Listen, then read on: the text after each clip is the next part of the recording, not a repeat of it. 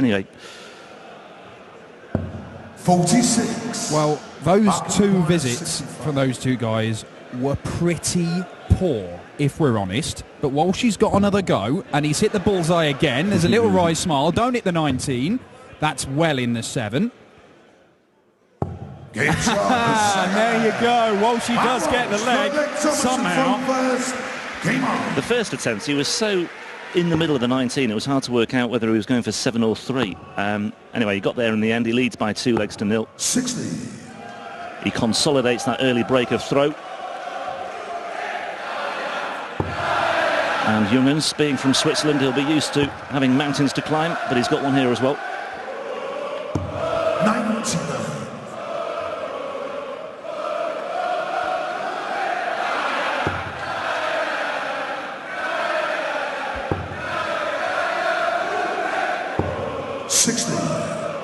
Kolo Yaya.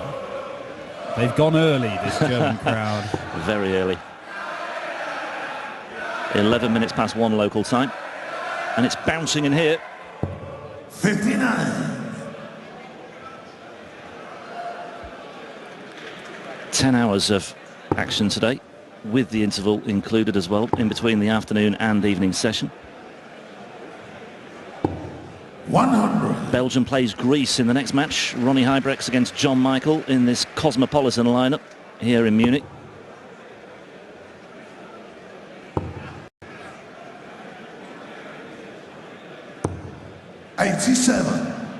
Yeah, as always, we've got the 16 seeded players entering the action tomorrow. We've had 20 UK qualifiers, 8 European qualifiers, and then 4 host nation qualifiers. 60. So, and there were some upsets in that last night as well. There were. German number 1, the world youth champion Max Hopp, didn't make it through. Neither did the German number 2, Jihan Artuk, who went out in the first round of qualifying. 58. 69 people entered those host nation qualifiers. They're just getting bigger and bigger. Germany is absolutely massive on their darts nowadays. Yeah. Yeah, it was still, I arrived at about midnight last night and it was still going on. And I think play had started around about 6:30 or so. It's an ordeal, and if you come through, well, you've got the guaranteed prize money and a chance to play in front of your home crowd as well. Thomas should require 121. Well, Junghans to get his first leg on the board. Starts downstairs. Now he looks at the 18s. Doesn't get the treble, but he'll stay there. And he gets it with his last dart. So that sets it up very nicely. Now, Walshy, having bust 65 in the previous leg, you wouldn't bet on him taking this out. And you'd be right. And go back to the 20s. 58. Can't find the treble. So Thomas Junghans, the Swiss, the silent assassin, double 16 to get a first leg on the board in PDC darts. Come way inside. It's an awkward lie as well. There's a bit of an obstruction there, but he finds his way through. Thomas Junghans exploits the very small gap that was there. And Junghans will be breathing a bit of a sigh of relief after that one. It's only a hold of throw, though. He still has to muster a break from somewhere, but maybe an opportunity here already with Walsh 83. Recovering in the end to register 83.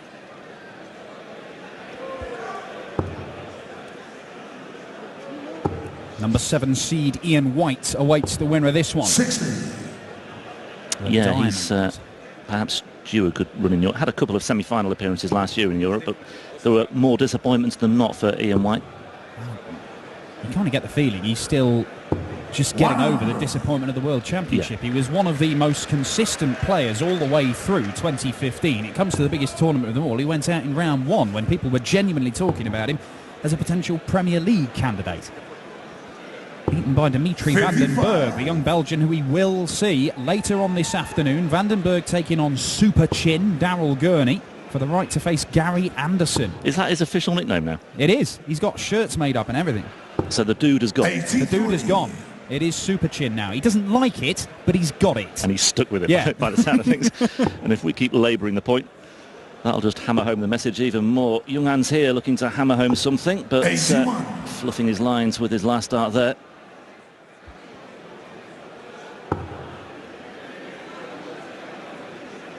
Yeah, Daryl Gurney, though, has had a terrific few months, making the semi-finals of the Players' 85. Championship in Minehead at the end of November, reaching the final of the UK Open. Sorry, not the UK Open, the Venray Masters last week, or last month I should say. 60. Yeah, and he actually had Gary Anderson, having beaten him at the Players' Championship finals, he had him in a spot of bother in the World Championship as well. Lost it 4-1, but that betrays as Walsh misses his dart at the bullseye. 126. Yeah, betrays how close a game that was. Had darts to win a couple of those sets, could have been very different. Maybe Gary Anderson might not have become the two-time back-to-back world champion that he 45. now is. Just the 45 from Junghans, and Walsh is looking at double 12 for a 3-1 lead to re-establish a bit of that cushion. Getting closer. No score. It doesn't matter what angle you look at it, Walsh, it's not gone in. I think the third dart was even further away, but he will return with Junghans still stranded on 200 here. If you're going to miss that one, you're better off missing outside. You're not going to be stuck on double 6 and then down to double 3 and then potentially one double 1. So double 12 for Walsh and 3-1. There you go. Not a problem. Thomas to throw first. Gary Anderson, by the way, has arrived in Munich, but a day early. He forgot it was a Saturday start. He didn't realise it was a Sunday start for him. Thought it was all starting on Friday. I think he needs to maybe employ a schedule manager. So he's hanging around in Munich for a day. Well, hopefully he's not got a flight booked back on Monday morning in case he has to play in the final. I do wonder. 140. A roar of approval for the 140. They have been few and far between so far in this match, it has to be said. 81.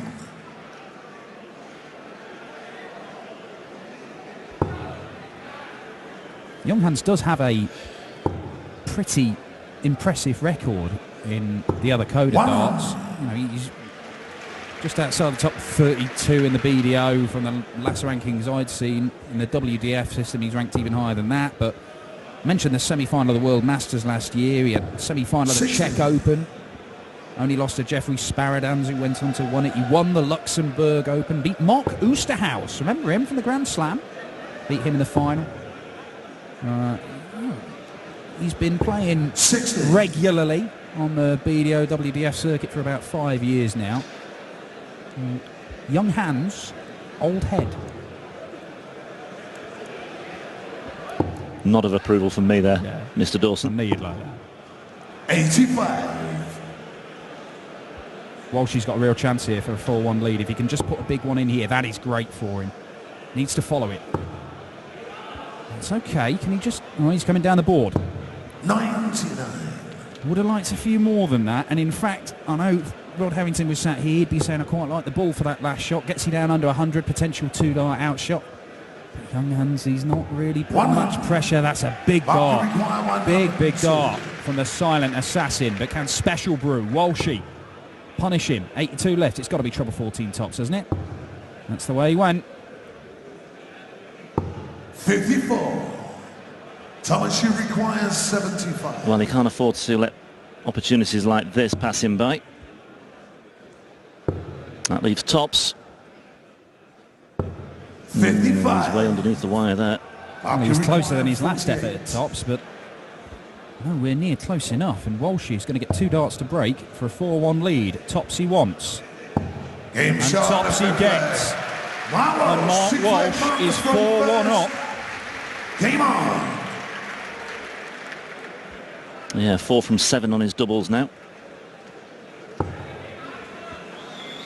The average is just underneath 80. 100. But Walsh is too good for Junghans at the moment. Yeah, this is not the European Tour debut that Thomas Junghans would have wanted for himself. 59. It is not over yet, though.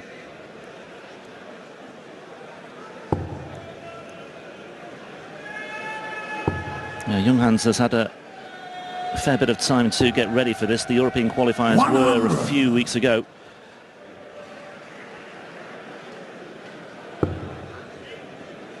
Yeah, because of how the work the qualifiers for these European Tour events. We've had the qualifiers for the UK players for the next 2, but we haven't for the European qualifiers. So Walsh, he's qualified for Gibraltar. But if Junghans wants to play in that and hang about... There we go! First maximum of the German Darts Masters! And a crowd are on their feet for Mark Walsh. Yeah, the first maximum coming in the 6th leg of this one. 100. Back to require 121. But well worth waiting for. It's got the crowd on their feet once again. The game had just lulled a little bit, and there we go. He backs it up with a treble 1. But he's in good shape here for a 5-1 lead. Nevertheless, even better shape now. Yeah, well, he's in double 19, and with Junghans where he is, unless he fires in a massive one here, I would think Walsh might even split it before having a go at the double, but it's not going well for Junghans. He drops his dart. Oh. He puts one in the treble 5. 53. And then a single 20. So all the time in the world for Mark Walsh. He doesn't need to go straight to double 19, but it looks like he's looking at it. Yeah. Well, that's the danger. 3 double 8s instead. 22. Okay. All the time in the world, though, for Mark Walsh here.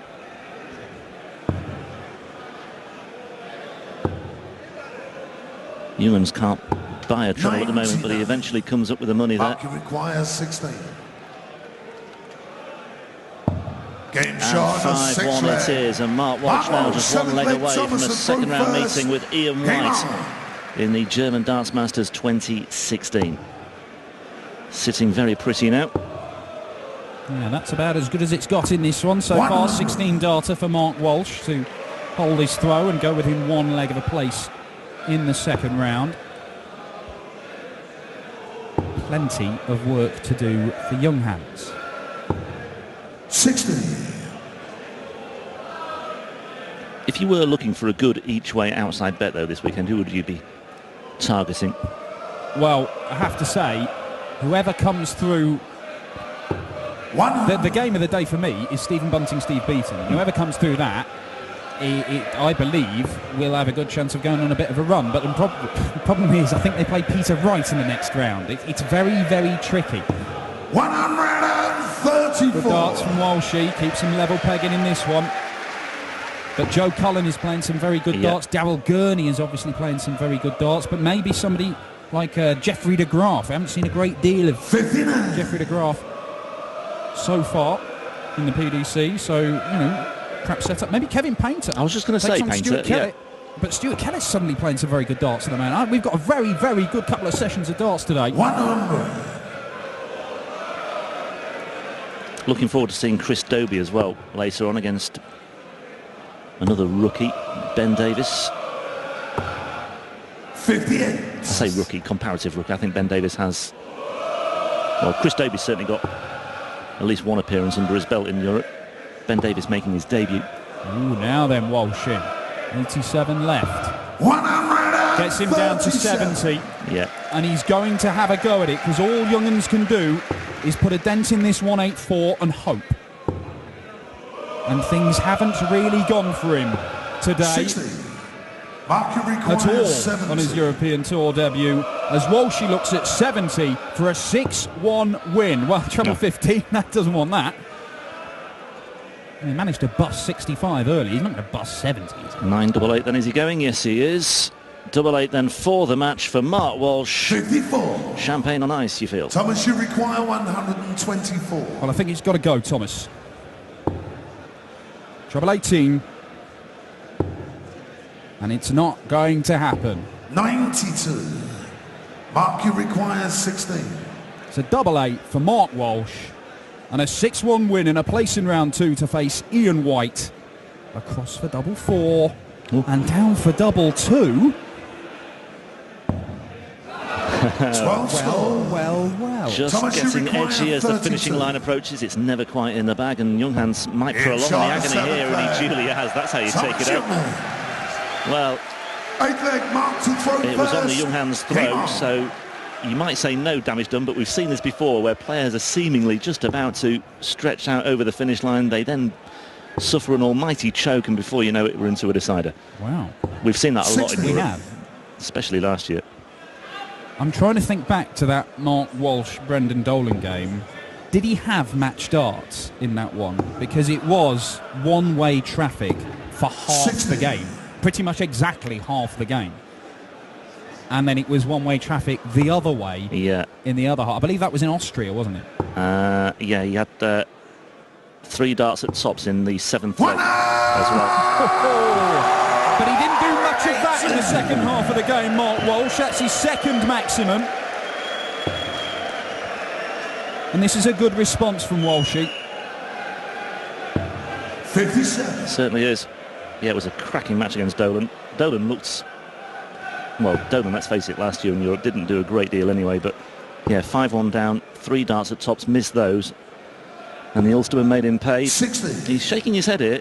He looks a little bit frustrated now, Mark Walsh, because he knows there is a slight danger of Junghans getting back into this, especially if he can follow that up. 140. Well, even the ton 40 leaves him 43 points behind. This is Walshy's leg for the losing. But then so was the last one, and he lost it. And 60 here. 60. Yep. Well, he's down to a finish, but big score here from Thomas will make things very, very interesting. Yeah, that's pitched awkwardly. Just stepped to the right-hand side there. He's gone even further away.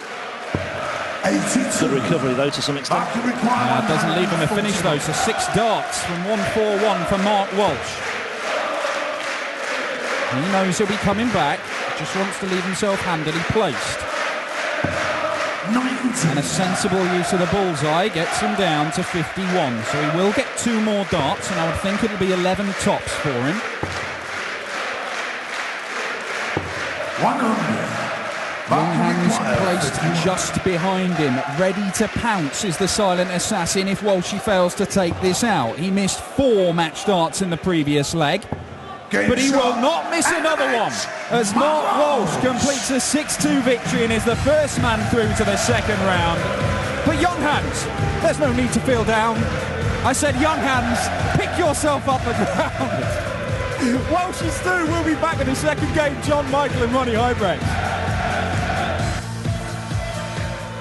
Wir sagen vielen Dank, Thomas Junghans, und Gratulation, Mark Walsh.